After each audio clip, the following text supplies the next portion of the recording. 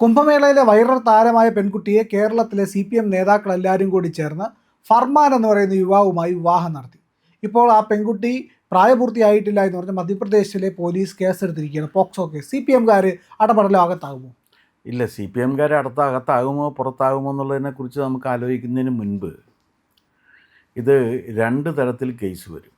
ഒന്ന്, ഈ പെൺകുട്ടി ഷെഡ്യൂൾഡ് ട്രൈബാണ്, ആദിവാസി പെൺകുട്ടിയാണ്. ഈ ആദിവാസി പെൺകുട്ടിക്ക് പ്രായപൂർത്തിയായിട്ടില്ല. പ്രായപൂർത്തിയാകാത്ത പെൺകുട്ടിക്ക് പ്രായപൂർത്തിയായിട്ടുണ്ട് എന്ന് കാണിച്ചുകൊണ്ടുള്ള വ്യാജ ID ഉണ്ടാക്കിയിട്ടുണ്ട്, ആധാർ കാർഡ്. അതാരുണ്ടാക്കി എന്നുള്ളതാണ്.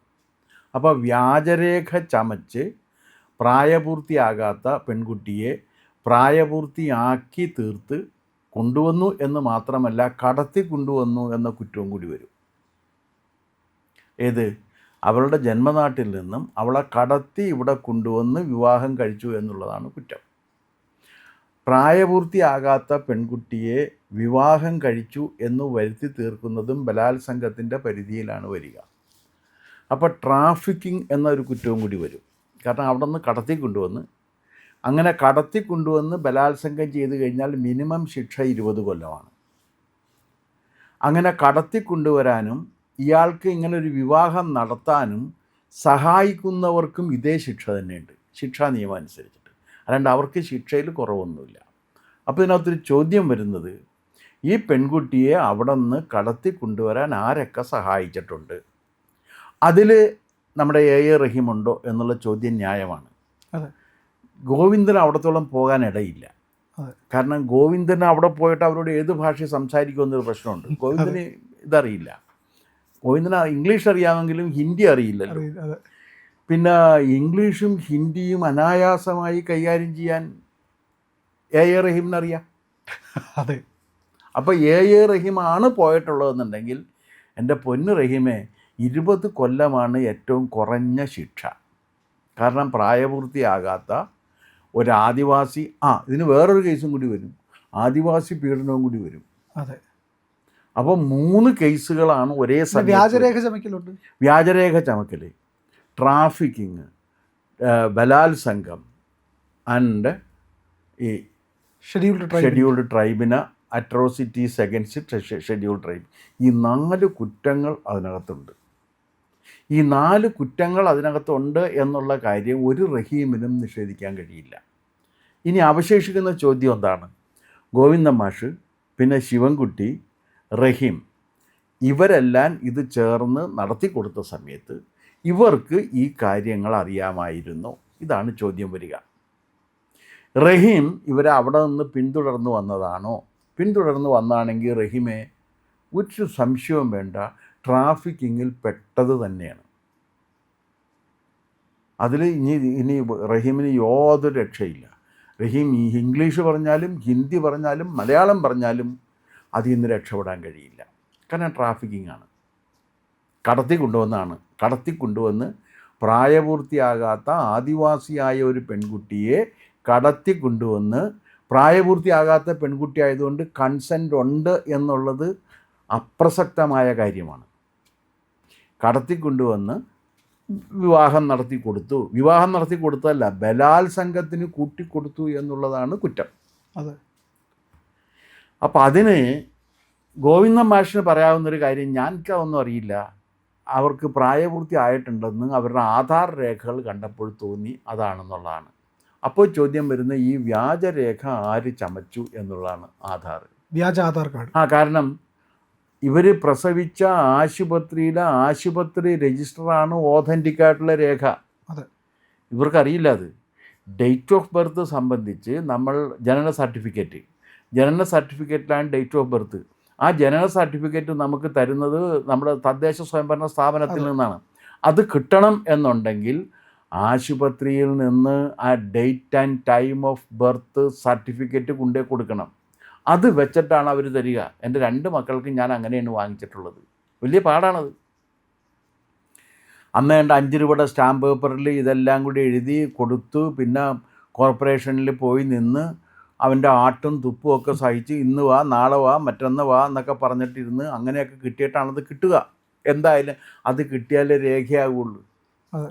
അപ്പോൾ ഈ രേഖ അതാണ് ആര് കണ്ടെത്തിയിരിക്കുന്നത്? ഇവരാരും കണ്ടെത്തിയതല്ല ഇത് ഷെഡ്യൂൾഡ് ട്രൈബിൻ്റെ അവകാശങ്ങൾ സംരക്ഷിക്കുന്നതിന് വേണ്ടിയുള്ളൊരു കമ്മീഷനുണ്ട്. അത് ഭരണഘടനാ സ്ഥാപനമാണ്. ആ ഭരണഘടനാ സ്ഥാപനത്തിന് കോടതിയുടെ മുൻസിഫ് കോടതിയുടെ അധികാരങ്ങളുണ്ട്, സബ് ജഡ്ജിയുടെ അധികാരങ്ങളുണ്ട്. ആ സബ് ജഡ്ജിയുടെ അധികാരങ്ങളുള്ളതുകൊണ്ട് അവർക്ക് വിളിച്ചു വരുത്താൻ പറ്റും. അങ്ങനെ വിളിച്ചു വരുത്തി രേഖകൾ സമർപ്പിക്കാൻ പറഞ്ഞപ്പോൾ ആശുപത്രിയിൽ നിന്ന് കിട്ടിയിരിക്കുന്ന രേഖകളിലാണ് ഇവരുടെ date and time of birth ഉള്ളത്. അത് തെറ്റാണെന്ന് പറയാൻ പറ്റില്ല. അതെ. ബാക്കിയൊക്കെ തെറ്റാണെന്ന് പറയാം, പക്ഷെ ഇത് തെറ്റാണെന്ന് പറയാൻ പറ്റില്ല. ഇതാണ് ആധികാരിക രേഖ. ഈ ആധികാരിക രേഖ ഇല്ലാതെ എങ്ങനെയാണ് പ്രായപൂർത്തിയായി എന്ന നിലക്കുള്ള ആധാർ കാർഡ് സംഘടിപ്പിച്ചത്? അതാര് കൊടുത്തു? എങ്ങനെ കിട്ടി? തീർച്ചയായിട്ടും ആ പൂമാനായിരിക്കും അതെല്ലാം സംഘടിപ്പിച്ചിട്ടുണ്ടാവുക. ഫർമാൻ വിവാഹം കഴിച്ചത്. അവനായിരിക്കും ഇതൊക്കെ സംഘടിപ്പിച്ചിട്ടുണ്ടാവുക.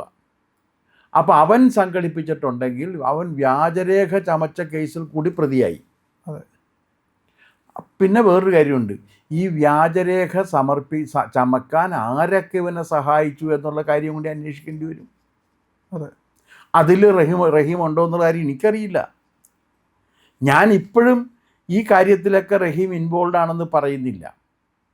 കാരണം റഹീമിനെ ഒരു ഹിന്ദു പെൺകുട്ടിയെ ഒരു മുസ്ലിം കല്യാണം കഴിച്ചതിലുള്ള ഹർഷോന്മാദം സഹിക്കവയ്യാതെയാണ് അദ്ദേഹം ഇതിനകത്ത് പങ്കെടുത്തേക്കണം. അതുകൊണ്ടാണ് ഇതിൻ്റെ ഒരു സംഗതി. അത് അദ്ദേഹത്തിന് സ്വാഭാവികമായിട്ടും പങ്കെടുക്കാൻ അവകാശമുണ്ട്. കാരണം ഒരു മുസൽമാൻ കൂടിയാണല്ലോ അദ്ദേഹം മുസ്ലിം അല്ല എന്ന് പറഞ്ഞിട്ടില്ല. അദ്ദേഹത്തിൻ്റെ എല്ലാ ഔദ്യോഗിക രേഖകളിലും ഉള്ളത് അദ്ദേഹം മുസ്ലിമാണെന്നാണ്. ആ മുസ്ലിമാണ് എന്നുള്ളതിൻ്റെ ആനുകൂല്യം അനുഭവിച്ചിട്ടുണ്ട്. സ്കൂൾ കോളേജ് പ്രവേശന കാലത്തൊക്കെ അനുഭവിച്ചിട്ടുള്ള ഒരാളാണ്. അപ്പോൾ എന്നെ സംബന്ധിച്ചിടത്തോളം റെക്കോർഡ് അനുസരിച്ചിട്ട് അദ്ദേഹം മുസൽമാനാണ്. അങ്ങനെ മുസൽമാനായിട്ട് ജീവിക്കുന്ന ഒരാൾ ഒരു ആളെ മതപരിവർത്തനം നടത്താൻ വേണ്ടി സഹായിച്ചു എന്ന് പറഞ്ഞു കഴിഞ്ഞാൽ അത് തന്നെ അള്ളാഹുവിന് ഏറ്റവും ഇഷ്ടപ്പെട്ട കാര്യമാണ്. ഹൂറികളെ കിട്ടും.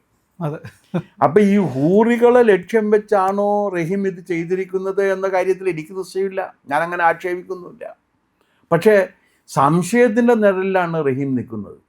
കാരണം റഹീം ഇതിനകത്ത് ഇൻവോൾവ് ആയ സ്ഥിതിക്ക്, കാരണം ഇത് കണ്ട ഉടനെ തന്നെ ഇതിനകത്ത് എന്നാൽ പിന്നെ ഇതങ്ങ് നടത്തിക്കളയാം. അങ്ങനെ ഇതാണ് റിയൽ കേരള സ്റ്റോറി. ഇപ്പോൾ റിയൽ കേരള സ്റ്റോറി എന്ന് പറഞ്ഞാൽ എന്താണ്?